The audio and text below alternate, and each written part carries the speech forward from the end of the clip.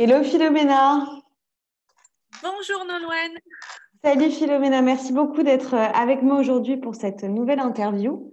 Alors je suis en plus ravie que tu participes à cette interview aujourd'hui parce que tu es en plus membre de la formation Médoucine Academy.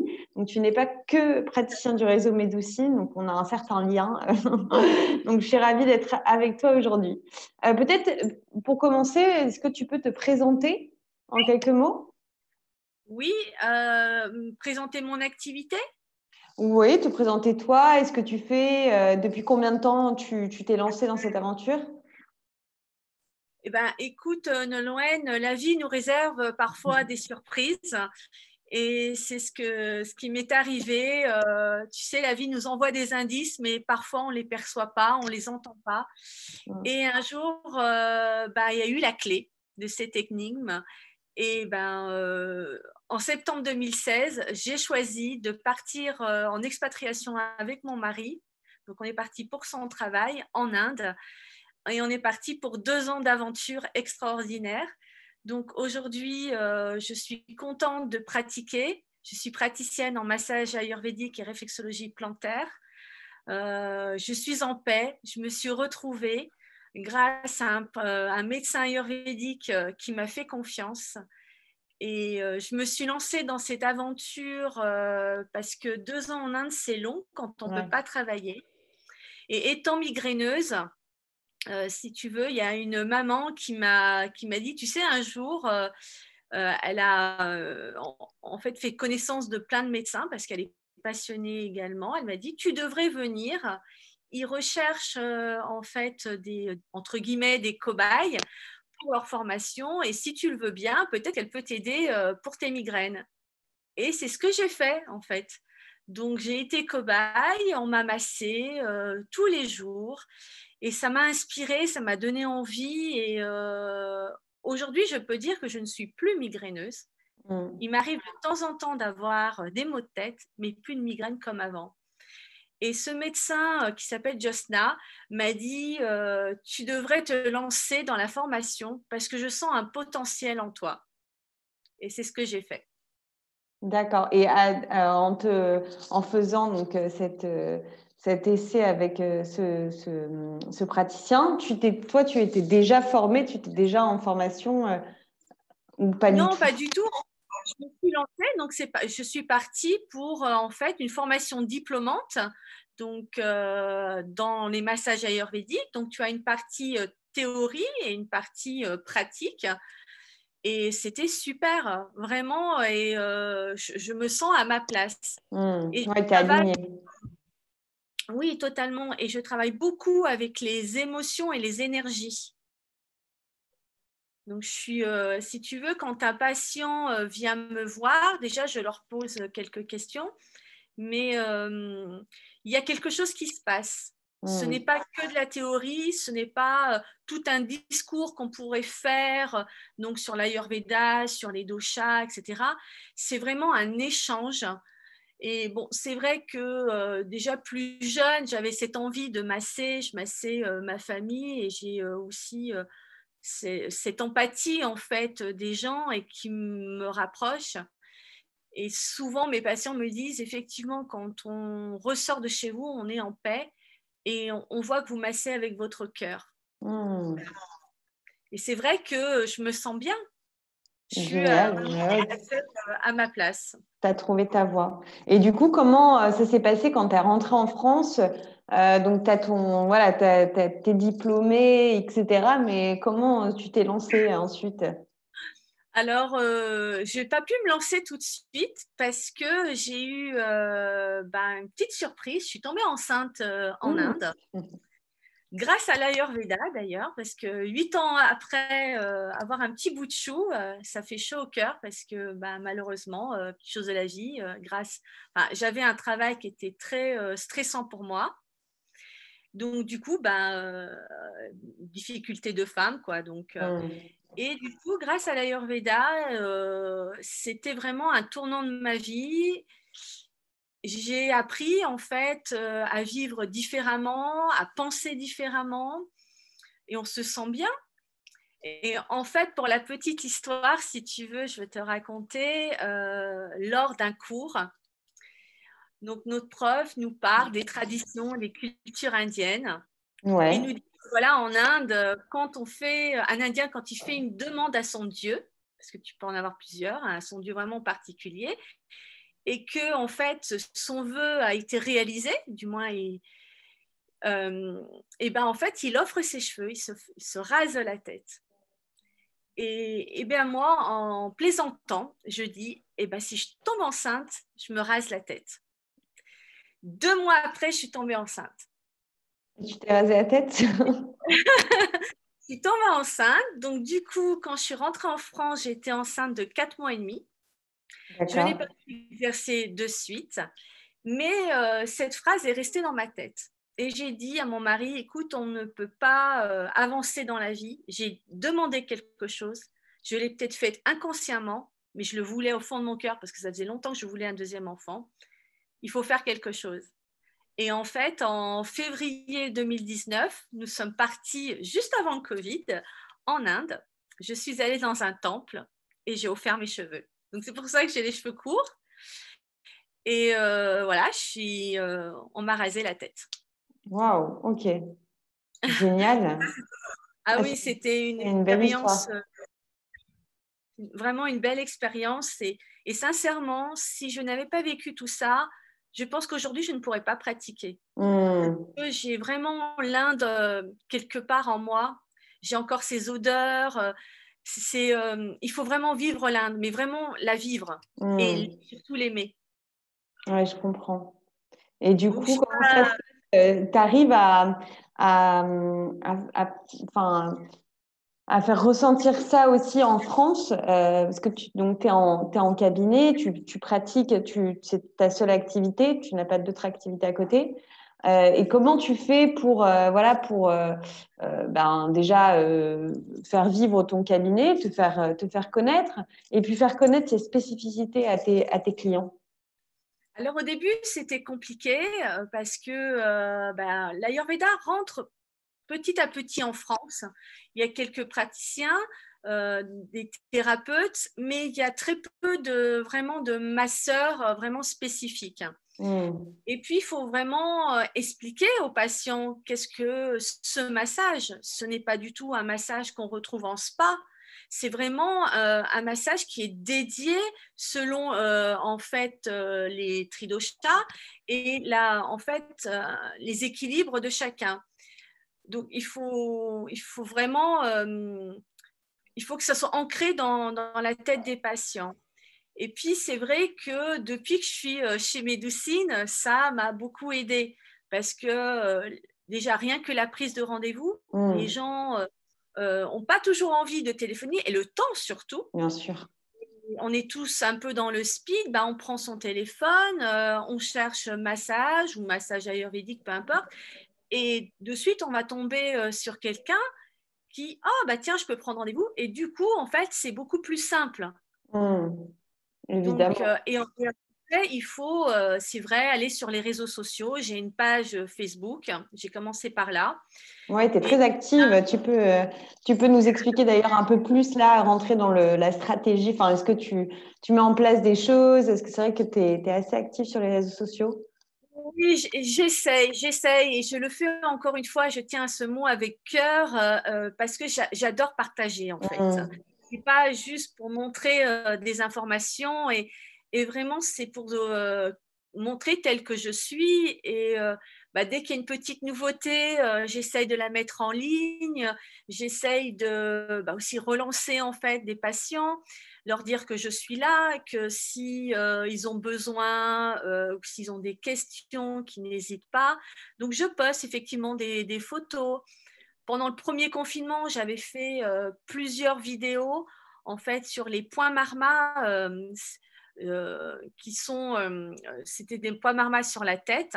Mhm. Et je les ai tous faits et c'est vrai que ça m'a pris énormément de temps à tout expliquer, mais ça m'a permis également à voir en fait beaucoup de gens en fait ont vu toutes ces vidéos, ont été intéressés. Donc ça m'a permis que pendant ce confinement avoir un lien avec les gens. Oui. Voilà, donc j'essaye au maximum d'être sur les réseaux, même si parfois c'est difficile parce que on ne sait pas trop ce qu'on va mettre dedans et c'est difficile d'avancer quand on n'a pas l'habitude d'être sur les réseaux sociaux. Mmh. Oui, c'est sûr. C'est pour ça qu'il faut effectivement un peu réfléchir à voilà, ce que tu veux partager et pas faire ça enfin, au fil de l'eau, quoi. Il faut avoir un petit peu des valeurs, définir un peu ta vision et ce que tu veux partager au fond. Ça te permet d'avoir après, un petit guide sur quoi poster et comment communiquer dessus. Mais c'est génial parce que effectivement, les vidéos, tu le disais, c'est un super levier pour éduquer aussi les gens parce que comme enfin, tu le dis toi-même, la pratique n'est pas forcément connue et notamment les automassages dont tu parlais. Oui.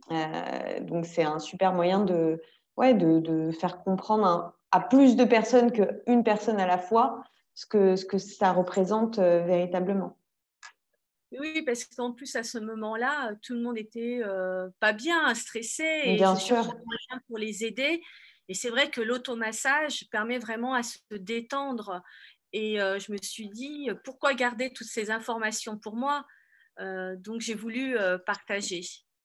Et Et puis, le ouais, cabinet où je me sens bien, en fait, je l'ai vraiment mis un petit peu dans l'ambiance de l'Inde. J'ai les dieux à côté de moi. J'ai fait avant le massage. Donc, c'est vraiment dans un rituel, l'authenticité ouais. de la prière avant, mais vraiment parce que moi, j'en ai besoin Hmm. et c'est important de le faire. Parce que je pense que, je te dis, je pense que j'aurais pas pu le faire si j'avais pas vécu l'Inde. Ouais. Et du moment que je pose les mains sur mon patient, je ressens énormément d'émotions. Il y a des choses qui me passent par la tête. Je ne saurais pas te dire comment, mais voilà, je suis connectée et ça me plaît. Bah, c'est génial, ouais, tu es aligné avec ce que tu fais. Et justement, là, avec le confinement, etc., alors déjà, comment est-ce que toi tu le vis et comment tu vois la demande évoluer? Est-ce que tu vois des choses qui changent de la part de tes clients? Oui, alors tu sais, ça a démarré très doucement, hein, il faut le dire. Et Mhm. là, c'est vrai que ça a bien avancé. Là, sur décembre, j'ai été agréablement surprise. Et ce n'est pas que des bons cadeaux que j'ai eus, c'est vraiment des gens, des nouveaux patients qui ont fait la démarche de venir me voir, des gens un peu stressés, désespérés, qui ont du mal à vivre ce confinement, à vivre ce Mhm. télétravail. Du coup, ça se ressent sur leur vie de famille, donc ils se sentent pas très bien. Donc en fait, c'est des personnes que je peux revoir quotidiennement, enfin régulièrement, je veux dire. Je peux les voir une fois par mois. On essaye de travailler ensemble. Et dans ce massage que je pratique, si tu veux, c'est surtout des massages de stimulation qui vont être appropriés. Enfin, si tu veux, c'est propre à chacun en fait. Mhm. On ne va pas masser pareil toutes les personnes. Donc ça leur fait vraiment du bien. Et on va en profondeur, on cherche vraiment à savoir où est le problème et ça les détend, ça leur fait du bien. Ouais, ouais, donc la demande, nous on le voit aussi chez Medoussi, la demande a beaucoup augmenté, hein.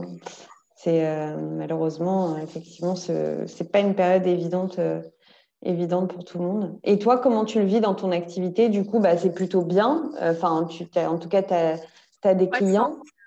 Oui, oui, oui. En ce moment, je suis en croissance et je suis vraiment très contente parce que c'est vrai, c'est ma seule activité. Donc, au-delà que c'est une passion, c'est que c'est un métier que j'aime et que j'ai envie de faire, il faut en vivre. Bien sûr. C'est pas toujours évident. Donc, il faut s'accrocher. Il faut pas laisser tomber. Il faut vraiment croire en ses rêves. Et voilà, je me suis lancée dans cette aventure et je fais tout pour que ça fonctionne. Il faut Mm. vraiment donner pour recevoir. Ouais, tout à fait.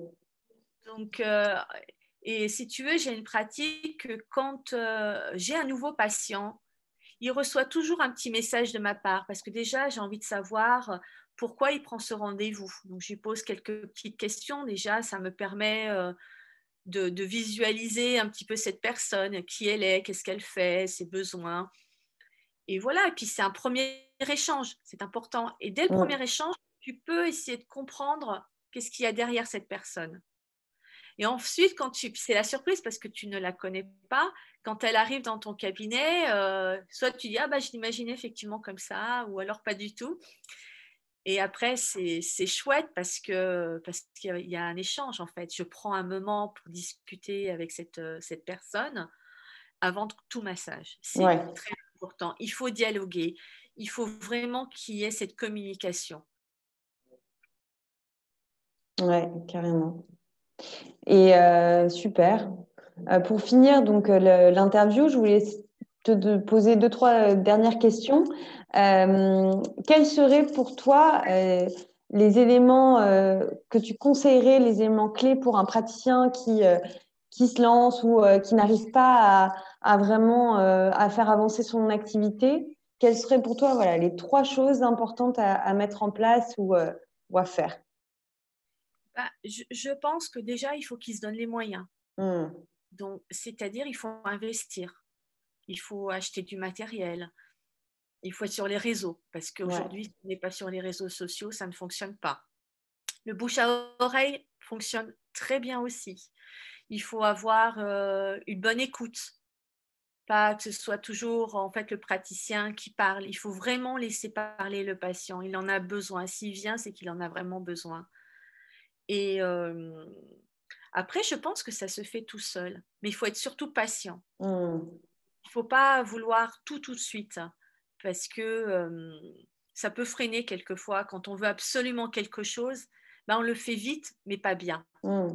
Oui, Ça, c'est ma patient et être dans l'action et faire les choses et ne pas effectivement attendre que le résultat tombe du premier coup, ouais, c'est sûr. Et est-ce que tu aurais toi en tant que praticien, des outils à partager, des bonnes pratiques voilà, qui t'ont servi ou des livres euh, Je me documente énormément parce que dans ce métier, rien n'est acquis. En fait, tu te remets toujours en question hmm, et puis il faut évoluer. Il y a plein de choses qui se font et oui, dès que je peux, je fais une formation où en fait, j'achète des bouquins et je cherche. Alors malheureusement, les bouquins qui m'intéressent sont souvent en anglais. Donc ça me prend un temps fou à tout comprendre, à tout relire, mais ça vaut le coup quand même. ouais, Ça c'est vaut le génial. coup. Est-ce que tu aurais deux, trois noms de livres comme ça qui t'ont marqué? Il y en aurait plein, il y en aurait trop, mais souvent on les retrouve facilement en boutique. Il n'y en a qu'un que je garde pour moi parce que c'est un bouquin de cœur et il m'appartient dans ma vie personnelle, mais il y en a beaucoup des livres, c'est vrai, c'est pas facile de trouver des bons livres. Il faut, euh, il faut pas hésiter en fait à aller dans des magasins et regarder. Et il faut surtout un livre qui nous parle. Hmm. Parce que des livres, c'est vrai qu'il y en a plein, mais des livres qui sont intéressants, il n'y en a pas autant que ça. Ouais. Alors, je ne saurais pas quoi te dire Oui, il exactement, mais faut aller se renseigner. Hmm. et puis après, c'est propre à chacun parce que ça peut m'intéresser moi et pas une autre praticienne en fait. Bien sûr, bien sûr. Ça dépend de ton activité réelle. Qu'est-ce que tu fais? Par exemple, moi, je suis que masseuse. Je suis pas médecin ayurvédique, je suis pas thérapeute. Donc, même si certains livres peuvent m'intéresser, mais c'est pas vraiment dans ma pratique. Donc, je vais m'orienter plus sur, par exemple, sur les points Marma, que c'est quelque chose qui est important dans le quotidien Hmm. parce que ça aide à, au massage en fait à Bianga. Donc voilà, oui, en ce moment, je suis là-dessus. Écoute, génial. Et pour finir, est-ce que tu aurais un petit mot, parce que tu es donc membre du réseau Médoucine, et un petit mot que je pourrais partager à l'équipe, voilà, qu'est-ce que tu conseillerais à un praticien peut-être voilà, qui n'ose pas se lancer avec Médoucine, ou comment tu lui décrirais notre réseau? Bah, déjà, je tiens à vous dire que vous êtes une super équipe, vraiment, parce que quand on a un souci ou enfin, on se pose une question, on écrit et tout de suite on a une réponse. Alors c'est vrai que des fois c'est dans la va-vite, on prend pas le temps de mettre l'effort, mais on a toujours une réponse très Mm. agréable et déjà j'en remercie vraiment. Ils sont toujours à l'écoute. Et vraiment, pour les praticiens, si vous voulez vraiment vous lancer, pensez à Médoucine parce que vous êtes complémentaires. Vous n'êtes pas que un prestataire pour juste Mm. prendre des rendez-vous. Vous êtes là, vous faites des formations, vous nous conseillez, vous essayez de nous mettre en avant. Et ça, c'est super, on en a besoin. Et on a aussi des échanges que peut-être que sur d'autres prestataires, C'est ça sûr. n'existe pas. Donc, moi, je leur dirais, n'hésitez pas, vraiment, j'en suis contente en tout cas. Écoute, merci beaucoup, Philomena. Je partagerai ça à toute l'équipe. Je pense que ça va leur faire très plaisir. Avec grand plaisir. Écoute, merci de cette belle interview. J'étais ravie d'échanger avec toi. Et puis, je mettrai le lien vers justement tes réseaux sociaux en bas, enfin, sous la vidéo. Comme ça, au moins, on peut aller voir un petit peu ce que tu fais. Et si on te cherche, évidemment, tu es facilement trouvable sur medoucine.com. Oui, avec grand plaisir. Je vous remercie beaucoup. Merci, Philomena. À bientôt. À bientôt.